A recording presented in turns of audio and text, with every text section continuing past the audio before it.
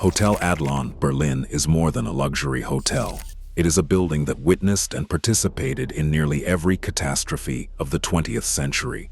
Revolutionary gunfire, Nazi planning sessions, Soviet destruction, and financial scandal all happened within its walls, making the Adlon's story inseparable from Germany's darkest chapters. Lorenz Adlon came into the world on May 29, 1849, as the sixth child of a Catholic shoemaker in Mainz, with no wealth, no privilege, and no obvious path to greatness, starting as an apprentice cabinet maker at the prestigious Bembe workshop. His ambitions stretched far beyond crafting furniture, and he pivoted from innkeeper to caterer to wine merchant, eventually storing over 3 million bottles in Berlin's cellars, before finally becoming a hotelier with an audacious plan. What he told Kaiser Wilhelm II was simple. Berlin needed a luxury hotel to rival those in Paris and London. And that is when things got controversial. The Kaiser personally intervened to force the sale and demolition of the Palais Moderne, a beloved architectural landmark designed by Karl Friedrich Schinkel in 1830. A piece of Berlin's heritage vanished to make way for commercial enterprise. Architects Karl Gauss and Robert Leibniz drove construction costs to somewhere between 17 and 20 million gold marks, roughly 400 million euros in today's money, and Lorenz Adlon poured 2 million marks of his own fortune into making it happen. When the doors opened on October 23, 1907 at 1 Unter den Linden, directly facing the Brandenburg Gate, Kaiser Wilhelm II showed up with the imperial family for an opening ceremony described as close to an act of state. The Kaiser reportedly called the hotel even superior to his own royal palace, and he was not just being polite. He paid an annual retainer to guarantee rooms for his personal guests, because the Adlon's luxury beat his own cold, drafty palace any day. The hotel delivered on every promise. You walked into 305 rooms, 140 bathrooms, with its own electric power plant, hot and cold running water, and a refrigeration system, all extraordinary for 1907.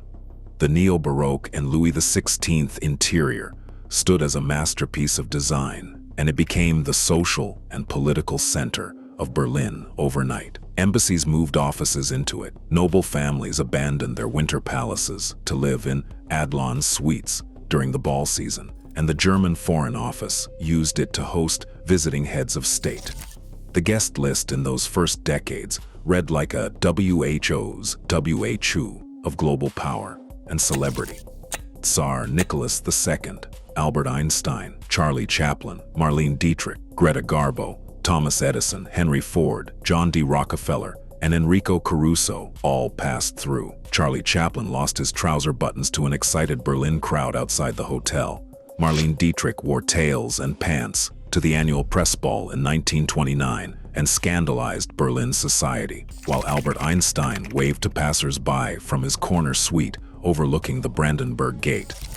The hotel's cosmopolitan atmosphere inspired Vicky Baum's 1929 novel, Menschen im Hotel, which drew from her observations working as a chambermaid in Berlin hotels, and became the 1932 Oscar-winning MGM film Grand Hotel, starring Greta Garbo. But here's the thing, this golden age would shatter within a decade. In 1918, November 9th brought Imperial Germany's collapse. After the devastation of World War I, bullets from revolutionary street fighting shattered the windows of the hotel's most luxurious corner suite. Early January 1919 saw Freikorps paramilitaries and communist revolutionaries exchanging gunfire at the Adlon's front door, riddling the facade with bullet holes and blowing out plate glass windows. The most chilling incident arrived in March 1920. General Erich Ludendorff had been living at the Adlon with his wife, using his suite as a command center for the Kapp Putsch, a far-right coup attempt against the Weimar Republic that violated the spirit of the Treaty of Versailles. Mrs. Ludendorff later testified that there were conferences in every room, and that all those who later took part in the Kapp revolt passed in and out of their house. And here is the disturbing part. Lorenz Adlon had given the Ludendorffs a room with a separate exit onto Wilhelmstrasse, specifically to avoid encountering Allied officials staying in the same hotel. The Adlon housed both conspirators planning to overthrow German democracy and foreign diplomats at the same time. When the putsch collapsed on March 18, 1920, retreating troops opened fire on civilians in Pariserplatz, directly in front of the hotel. New York Times correspondent George Renwick watched from a corner window as soldiers shot from all sides of the square in what amounted to a massacre of unarmed civilians outside the hotel's front door. Weeks earlier, the main restaurant witnessed what was described as a descent into barbarity in the finest public dining room in the country. Prince Joachim Albrecht of Prussia, cousin of the deposed Kaiser, started a violent brawl with French nationals connected to the Allied Reparations Commission, while over 100 men and women in evening dress and jewels looked on. And that's when Lorenz Adlon's death became darkly poetic. A staunch monarchist who refused to acknowledge the Republic, he still treated the central archway of the Brandenburg Gate as a pedestrian-free zone reserved exclusively for the Kaiser, even though the monarchy had fallen. Back in 1918, he was struck by an automobile at the gate crossing, survived with severe injuries, and then, on April 7, 1921, at the exact same spot, another car hit him and killed him. His death came from his inability to accept a changed world. His son Louis Adlon took over management and immediately generated scandal by divorcing his wife Tilly for Hedda Lathan, an American-raised dancer he met on New Year's Eve, 1921, creating what people called one of the biggest scandals of Berlin in the 1920s. Tilly fled south with their youngest daughter, while their other 4 children were sent to boarding school and eventually emigrated to America. In 1933, the Nazi seizure of power placed the Adlon in an impossible position. Located next to the British Embassy, facing the French and American embassies, and just blocks from Hitler's chancellery, the hotel became a pressure point where the regime's agenda met international scrutiny. Most people do not know this, but the Nazis themselves actually preferred the Hotel Kaiserhof Berlin, which sat ideologically aligned and directly across from the propaganda ministry. The Kaiserhof became the unofficial Nazi headquarters hotel where Hitler held court before seizing power, while the Adlon struck them as too conservative, too cosmopolitan, too international for Nazi fanaticism. Hitler reportedly visited only once, but the regime's grip tightened year by year anyway. In 1933, in April, Alfred Rosenberg's Foreign Policy Office was briefly established in a wing of the building, and then came progressive requisitioning. First, the rear annex, then 2 floors of the main building. By the war's end, Hedda Adlon recalled in her 1955 memoir that shadowy SS men in black uniforms shouted orders through the hall and were now the real masters of the luxury hotel. The phones got bugged. High-ranking Nazis used the Adlon regularly, despite the party's official preference for the Kaiserhof. Photographic evidence documents Hermann Göring receiving foreign diplomats there on December 14, 1934. Heinrich Himmler meeting with Norwegian collaborationist Vidkun Quisling on February 14, 1942, and Abwehr intelligence chief Wilhelm Canaris conferring with Hungarian and Austrian military officials on January 23, 1941. Financial pressure in 1938 forced Louis Adlon to sell the hotel annex at 70 of Wilhelmstrasse to the government, which converted it into offices for the Reich Ministry of Food and Agriculture. Now here's the controversial part. Louis and Hedda Adlon joined the Nazi Party in 1941. Whether coercion or voluntary choice drove that decision remains contested. A 2022 Berlin court case saw Adlon heirs present an affidavit that claimed Louis belonged to the regime's enemies and could always speak openly against National Socialism. But those resistance claims come primarily from the family's own legal proceedings and should be treated as unverified assertions, not established historical fact. The hotel earned a reputation as Berlin's Little Switzerland, suggesting a degree of cosmopolitan tolerance. But what happened to Jewish staff and guests remains undocumented. That gap itself speaks volumes about the era's silences. What we know for certain is that Sigrid Schultz, Chicago Tribune bureau chief, and the first female foreign bureau chief of a major American newspaper, maintained her office at the Adlon and witnessed Kristallnacht firsthand on November 9, 1938, watching from her window as synagogues burned and Jewish businesses were destroyed, while filing over 1,700 reports between 1933 and 1939, as Goring branded her that dragon from Chicago. The Adlon was also where Edward R. Murrow invited William L. Shirer to dinner at the hotel bar in 1937, and at that dinner, Murrow offered Shirer a position, creating one of Murrow's boys, who would revolutionize broadcast journalism and produce the rise and fall of the Third Reich. On September 3, 1939, the day Britain declared war, British and French diplomats were confined to separate floors of the Adlon before repatriation. Here's one of history's cruelest ironies. The Adlon survived every Allied bombing raid and all the shelling of the Battle of Berlin virtually intact, standing as one of the few buildings left on the otherwise devastated Pariserplatz. The final weeks saw it converted to a military field hospital, its ground floor windows bricked up behind a massive protective wall. On April 25, 1945, Soviet troops came to Louis Adlon's home near Potsdam, and they arrested him after mistaking him for a military general because a servant addressed him as General Director. He never returned to his hotel. The night of May 2, 1945, the same day Berlin formally surrendered, Red Army tanks rolled through the Brandenburg Gate, and what happened next comes from Hedda Adlon's memoir. Soviet soldiers discovered the hotel's legendary wine cellar, which had been walled up for protection and contained an estimated 65,000 bottles of claret, among other wines. Soldiers began loading bottles onto lorries. One of them threw a burning cigarette into the wood-wool packing material, and flames spread from the cellar upward through the building. The fire moved slowly enough to allow evacuation of the wounded from the field hospital, with no casualties from the fire itself documented, but the physical destruction was total. The grand lobby with its marble columns, the ballrooms, the palm court, the neo-Baroque furnishings, and the elephant fountain gifted by Maharaja Bhupinder Singh of Patiala were all consumed. Louis Adlon died 5 days later, on May 7, 1945, on a street in Falkensee.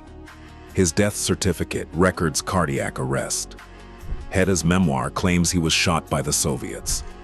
The accounts may not be contradictory, since trauma and stress can trigger cardiac failure, but the discrepancy remains unresolved. It is worth noting that the account of drunken Soviet soldiers is widely accepted by historians, but the primary source is Hedda Adlon's 1955 memoir, and the exact circumstances have never been independently verified through Soviet military records. Geography shaped the Adlon's post-war fate. The site fell within the Soviet sector, later East Berlin, and the surviving rear wings reopened in August 1945 with just 16 guest rooms and a restaurant furnished by Russian soldiers with gilded Rococo chairs from the Reichskanzlei. On November 22, 1945, the founding meeting of WWII, East Germany's state film studio that would produce over 700 films during the Cold War, was held in a surviving Adlon ballroom. By 1950, the Rump Hotel had 70 staff and 100 beds. Then, on December 14, 1950, the East German government expropriated the hotel without compensation and renamed it Hotel Garni 5EB Adlon. The main ruins were demolished in 1952. After the Berlin Wall went up in August 1961, the hotel site became part of the Death Strip, the heavily fortified no-man's land surrounding the Brandenburg Gate. The surviving wing's west-facing windows were bricked up, and remarkably, it continued operating with page boys still wearing original Adlon uniforms. The area witnessed terrible violence. On October 2, 1971, West Berlin activist Dieter Beilig climbed over the wall near the gate. A border guard arrested him and then shot him dead. The Stasi fabricated evidence of self-defense by placing his fingerprints on a weapon after his death, and his death was concealed from the public for decades. In the 1970s, the surviving wing was closed to guests and converted into a hostel for government apprentices. On March 10, 1984, the SED Politburo ordered it dynamited, erasing the last physical trace of the original Hotel Adlon. Hedda Adlon survived the war, published her memoir in 1955, and signed contracts with the Kempinski Company in 1957, giving them rights to the Adlon name and property. She died in 1967, but the family had received offers to rebuild elsewhere and insisted that if there ever was to be an Adlon again, then it had to be at the Brandenburg Gate. In 1990, German reunification allowed Kempinski to exercise their contractual rights, and they sold the development to Fundus Fonds, a Cologne-based investment firm run by Anno August Jagdfeld.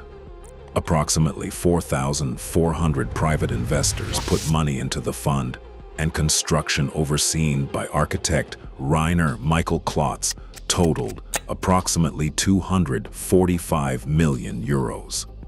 Nothing physical was preserved from the original because the building is entirely new, one story higher than its predecessor, drawing only loose inspiration from the original's neoclassical facade.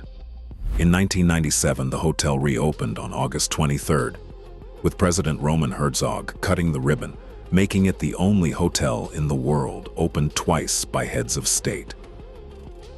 But here is where it gets worse. Investors received no distributions in 2009 and 2010, with returns in other years falling far short of projections. Investigations revealed alleged self-dealing by Jagdfeld. His wife's firm handled interior design. His son's company leased commercial spaces at below-market rents, and 10 million euros in deferred rent was forgiven. The valuable Adlon trademark reportedly transferred to a Jagdfeld family entity rather than staying with investors. A protection association of Adlon investors formed in response. In 2012, Cologne prosecutors filed criminal charges of breach of fiduciary duty against Jagdfeld. The Aachen Regional Court refused to open a trial, and appeals were dismissed through 2014. Jagdfeld's other prestige property, the Grand Hotel Heiligendamm, went bankrupt in February 2012. In December 2022, great-great-grandson Felix Adlon sued Berlin for 120 million euros in compensation for the 1949 expropriation. The Berlin Administrative Court dismissed the claim. Felix vowed to appeal, saying, "Our path does not end here." The rebuilt hotel's most infamous moment arrived on November 19, 2002, when Michael Jackson, in town for the Bambi Awards, appeared on a fourth-floor balcony of the presidential suite and dangled his 9-month-old son, Prince Michael II, nicknamed Blanket, over the railing with one arm, while the baby's legs kicked and a cloth covered his head. About 200 fans below shifted from cheering to screaming in horror. Jackson apologized, saying he had made a terrible mistake and had gotten caught up in the excitement of the moment. No police investigation followed. Recent years have turned the Adlon into a climate target for activists. In April 2023, Extinction Rebellion members booked a room, then stormed onto a balcony where they unfurled banners and lit smoke bombs. 61 activists were arrested across Berlin that day. In December 2024, last-generation activists splashed green paint on the hotel's entrance and unfurled a multi-story banner during the World LNG Summit, with others gluing themselves to the ground outside. Hotel spokesperson Tanya Freytag responded by saying, This was not our first protest, and we were prepared. The hotel continues functioning as Berlin's unofficial state guest house. King Charles III stayed in a 185 square meter suite at €20,000 per night during his 2023 visit, and Bill Clinton was honored as Peacemaker of the Century at a Cinema for Peace event there in March 2025. Kempinski, now majority-owned by Bahraini interests linked to the royal family, operates the hotel under a lease extended to 2032. The Hotel Adlon story is not a collection of isolated incidents, but a continuous narrative that mirrors Germany's own trajectory through the 20th and 21st centuries.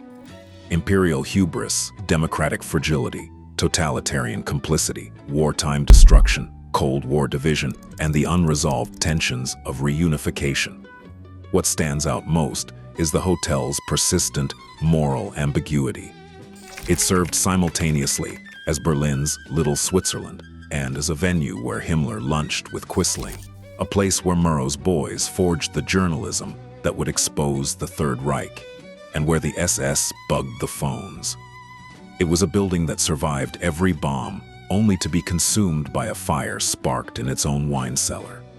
The Adlon endures because it occupies a physical and symbolic crossroads, the exact point where power, money, culture, and history collide in Berlin.